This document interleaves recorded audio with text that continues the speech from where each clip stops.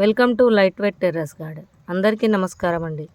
చాలా అరుదైన విత్తనాలు కాపాడుతూ మరి ఇన్ని రకాలు దాదాపు 500 రకాల దేశీ విత్తనాల్ని కలెక్ట్ చేస్తూ దాన్ని డెవలప్ చేస్తున్నానండి. దాదాపు చాలా ఏళ్ళ నుంచి. ఇప్పుడు చాలా అరుదైన బుడుమకాయ అంటే ఇప్పటి వాళ్ళకు కూడా తక్కువ వీటిని ఏం చేస్తారన్నది కూడా తెలియదు.